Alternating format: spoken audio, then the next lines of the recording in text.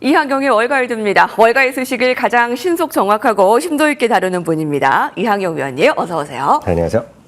다우지수가 4거래일 연속 올랐고 S&P 500과 나스닥은 3거래일 상승. 특히 나스닥은 지난 3거래일간 매일 1%씩 올랐네요. 네, 쉽지 않은 기록이 이어지고 있는데요. 그만큼 짧은 조정 이후에 또 다시 지금 반등을 시도하고 있는 그 정도라고 일단 이해하시면 되겠습니다. 지나간 얘기지만 많은 분들이 이번에 그 S&P 500 중심으로 말씀드리면 크게 떨어져서 뭐 조정이다 뭐 이렇게 걱정 많이 하셨는데요. 지나고 나면 고점 대비 얼마까지 떨어졌는지 말씀드리면 깜짝 놀라실 것 같습니다. 불과 5.5%가 최대 하락폭이었거든요. 네. 그러니까 늘 있는 일인데 너무 시장에 대해서 겁을 먹거나 이런 분이 많기 때문에 육주 시장 좀 느긋한 마음이 좀 필요하다는 거 다시 한번 확인해 드리겠고요. 오늘 이렇게 주가 올라간 것은 지난 주말에 있었던 고용 보고서가 또 의외로 우리 주식 투자자 입장에선 좋게 발표됐기 때문입니다. 네. 좋다는 의미가 약간 헷갈릴 수 있는데요. 예상보다 신규 일자리가 좀 적게 나왔다는 게 핵심이 되겠고요. 또 하나는 임금 상승률이 예상보다 좀 낮았다. 뭐 이런 두 가지로 인해서 좀 주가가 좀 올라갔다라고 일단 이해하시면 되겠습니다. 구체적으로 보면 실업률은 3.9, 시간당 임금 3.9, 또 일단 똑같은 3.9가 나갔는데요. 시간당 임금은 한 4% 정도 증가할 것으로 예상됐는데 그보다 좀 적게 임금이 올랐다라고 보셔야 되겠습니다. 신규 일자리도 마찬가지가 되겠는데요. 다만 금리 인하에 대한 추가적인 금리 인하 가능성이 언제 있을지에 대해서는 여전히 헷갈리는 부분이 많은데요. 일단은 좀 더 시장의 가능성에 보면 한 번에서 지금 오늘자로 보면 금리가 결국 두 번은 인하지 않겠냐는 기대감은 조금 더 확대됐다라고 이해하시면 되겠습니다. 특히 앞서 말씀드렸다시피 시간당 임금 상승률이 가장 중요한 항목이었다고 보셔야 되겠고요. 관련해서 몇 군데의 의견만 간단하게 우리가 확인해 볼 필요가 있겠는데요. 리처드 번스타인 어드바이스라는 곳에서 이런 얘기를 하고 있습니다. 매우 시장에 우호적인 고용 보고서였다라고 네. 아주 간단하게 정리할 수 있겠고요. 고용 증가세가 완만하게 둔화되지만 또 급냉하진 않는 거죠. 바로 이런 것이 시장에서 가장 원하는 뭐 골드락스까지 얘기하는 사람이 있는데 하여튼 그런 느낌이라고 일단 이해하시면 되겠고요. 인터랙티브 브로커스는 이런 얘기하고 있습니다. 적어도 단기적으로 봤을 때는 시장의 친화적인 다양한 수치가 발표됐다라는데 긍정적이다라고 이해하시면 되겠습니다. 이런 것은 결국 어떤 영향을 나타내느냐 말씀드렸다시피 금리의 좀 인하 쪽으로 좀 이어지고 있다라고 보셔야 되겠습니다. 10년물 금리의 추이를 보겠는데 제가 줄을 하나 중간에 거드렸는데 이것이 바로 지난 미국 시간으로 보면 금요일 날 아침이었습니다. 아침 8시 반 이후에 흐름이 되겠는데요.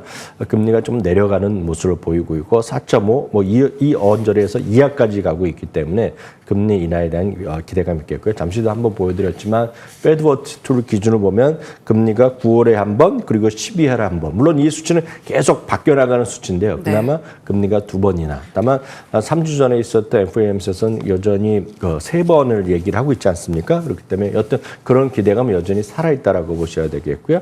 또 하나 달러는 조금씩 내려가고 있다라고 보셔야 되겠습니다. 다만 추세가 완전히 꺾여 있지는 않겠고요. 어떤 상당히 높은 달러지만 그나마 달러의 이렇게 기적적인 상승은 약간은 한풀 꺾여 있기 때문에 이 부분은 국내 증시뿐만 아니라 해외 증시 전반적으로도 도움이 되는 그런 포인트라고 일단 이해하시면 되겠습니다. 다음은 유가인데요. 유가는 지금 80달러 이하 수준에서 계속 며칠째 이어가고 있습니다. 유가까지 올라가면 진짜 머리가 많이 아픈 부분인데요. 유가는 그나마 지금 더 이상 올라가지 않고 80달러 이하에서 움직이고 있는 것은 그나마 다행스러운 부분이 되겠습니다.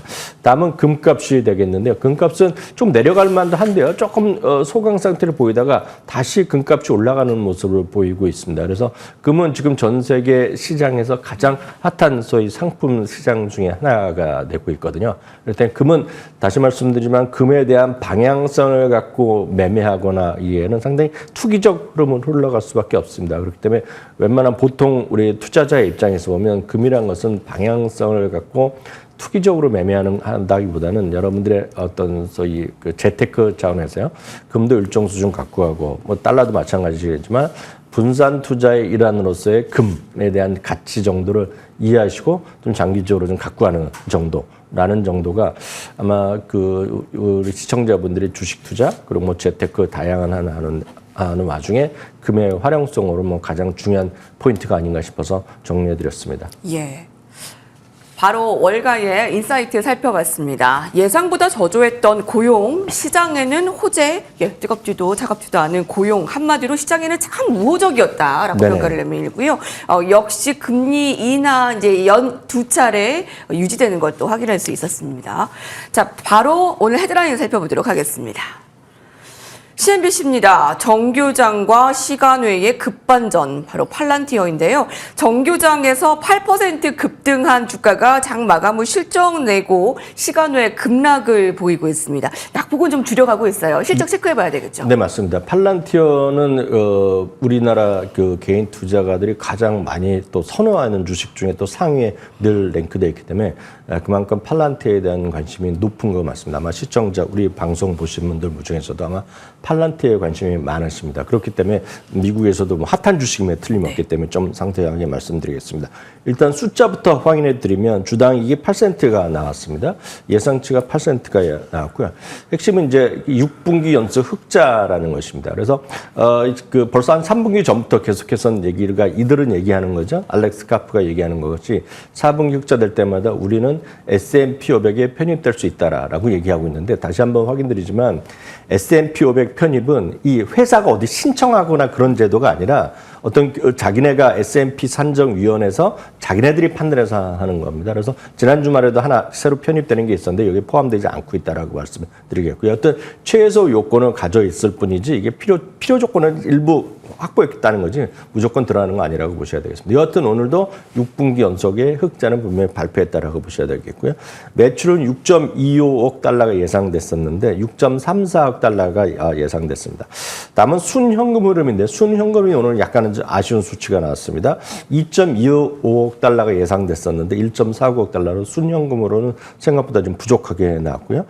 민간 비즈니스가 70% 가까이 늘어났습니다. 이거는 뭐 지난번에도 충분히 예견됐던 분야인데요. 네. 아시다시피 이 팔란티어라는 회사는 이런 거 좋아하시면 많이 아시겠지만 첫 번째 이사의 멤버가 CIA였습니다. 그래서 그만큼 정보기관 그리고 미 육군 정보국 뭐 전 세계 마찬가지인데 이런 쪽이 많이 투자한 거기 때문에 정부 단체가 많은데요. 정부 단체 그 매출 계속 나오지만 그만큼 회사에서 커지기 위해서는 미국 중심, 해외 중심 큰 기업들이 이제 민간이 들어갑니다. 그래서 민간이 지금 이번에 68%가 늘어났고 이 부분에 대해서 알렉스 카프가 지속적인 강조를 하고 있고 일부에서는 이런 얘기해요. 자기네는 영업하는 사람이 필요 없고 사람들이 다 원해서 자기네 걸 산다 얘기할 정도로 자신감이 넘쳐나는 그런 기업이라고 보셔야 되겠습니다. 여하튼 68%의 지금 이익이 지금 그 매출이 증가했다라고 보셔야 되겠고요.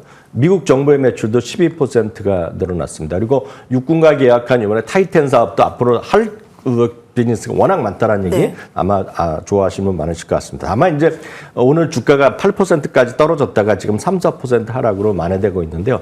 가이던스를 맞췄는지 안 맞췄느냐에 대한 논란이 많이 있습니다. CNBC에서 하는 LS2지 기준을 말씀드리면 연간 매출뿐만 아니라 2분기 매출의 가이던스를 못 미친 게 팩트가 되겠습니다. 다만 팩트셋 기준으로 또 집계하는 쪽에 다른 쪽에 보면 약간은 더 넘어섰다 얘기를 하고 있는데 이거는 어떤 것이 중요한가 아니라 눈높이가 그만큼 사람들의 눈높이 특히 오늘 정규장에서도 8% 올라왔을 때는 그보다 훨씬 더 높은 매출 가이던스를 기대했었는데 그 정도는 아니었다라고 일단은 지금 월가에서 평가를 받고 있습니다. 그래서 마이너스 8%였다가 지금 마이너스 3%인데 중요한 것은 당장의 매출보다는 이 회사 얘기하는 AI 쪽에서의 얼마만큼 자신감, 얼마만큼 포텐을 확보할 수 있느냐에 대한 논란이 계속 이어지고 있다라고 보셔야 되겠습니다. 좀 더 자세한 얘기는 내일 확인해 드려서 더 말씀드릴 수 있을 것 같고요. 팔란티어만큼 또 많은 분들이 또 관심 갖고 있는 것이 루시드가 되겠는데요. 루시드는 주당 손실이 또 예상보다 더 컸습니다. 25센트가 주당 손실이 예상되는데 그보다 더 큰 손실을 좀 기록했고요. 매출도 1.73억 달러 예상됐었는데 이 매출이 또 부족했습니다. 다만 이제 루시드는 항상 보면 생산에 대한 목표를 항상 조금씩 하향했던 것이 가장 컸었는데 이번에는 생산 목표를 계속 유지했거든요. 뭐 그런 것들 뭐 다행스럽게 얘기할 수 있겠지만 어떤 시간에서 역시 주가는 좀 하락하고 있다라고 이해하시면 되겠습니다. 예. 자, 팔란티어는 정부 주도뿐만이 아니라 이제 민간까지 이제 확산이 되면서 AI에 대한 기대감이 아주 크지 않습니까? 근데 AI의 선봉장 엔비디아 지금 채팅창에서 아주 궁금한 분들이 많은데요. 3일 연속에 1% 이상, 오늘은 또 3%대 상승을 나타내면서 이제 사상 최고가 다시 또 근접하고 있습니다. 정말 이항용 위원님 말대로 떨어질 땐 뭐 다시 이렇게 회복력을 바로 보여주고 있네요. 엔비디아 지금 질문하셨으니까 잠깐 말씀드리겠는데요. 제가 지난주에도 한번 보여드린 것 같은데요. 이번에 이제 실적 시즌까지 나온 것까지 확인되면 빅테크까지 말씀드리면 이번 실적 시즌에 여러분들이 가장 중요하게 여기시는 것은 엔비디아가 아니라 아마존이요. 그리고 알파벳, 마이크로소프트가 공이 각각 3분기 연속, 2분기 연속으로 소위 클라우드 시장에 엄청나게 성장을 하고 있고 AI 관련 클라우드 투자를 집중적으로 앞으로 하겠다는 것을 또 재확인했거든요. 그럼 여러분들 생각해 보시면 AI 투자나 관련 그런 칩을 한다는 것은 어떤 제품을 사겠다는 거 아닙니까 지금요.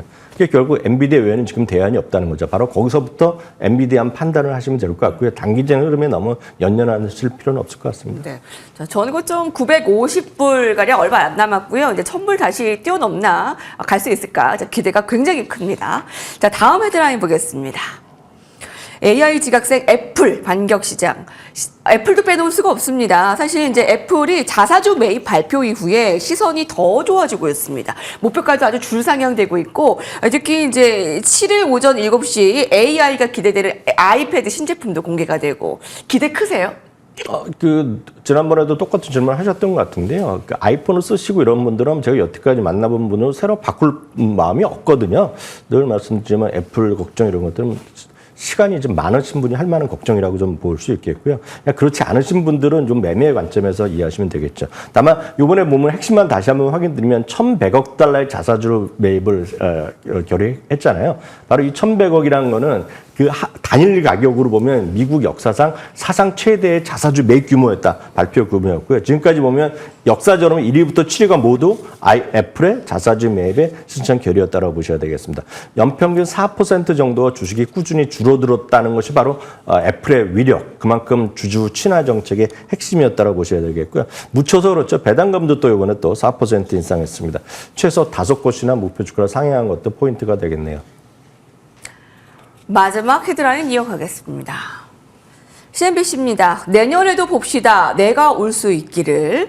버크셔 해서웨이 주총에서 질의응답 마지막을 이 같은 농담으로 마무리하자 투자자들의 웃음이 터져 나왔는데요.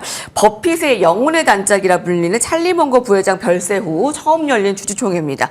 93세 워렌 버핏 뼈 있는 농담뿐 아니라 포트폴리오에도 별 변화가 있죠. 아마 가장 큰 관심은 이제 두 가지였다라고 볼 수 있겠는데, 첫 번째는 역시 애플에 대한 비중을 많이 또 줄였다는 거죠. 1분기에 13%를 또 지분을 줄였다는 것으로 지금 공개됐습니다. 그리고 후계자를 이제 아벨을 이제 2021년에 얘기했는데요. 모든 중요한 결정은 앞으로 다 이 사람이 한다. 그리고 자기가 사후에도 역시 그렉 아벨이 다 책임지고 한다라는 얘기를 다시 했겠고요.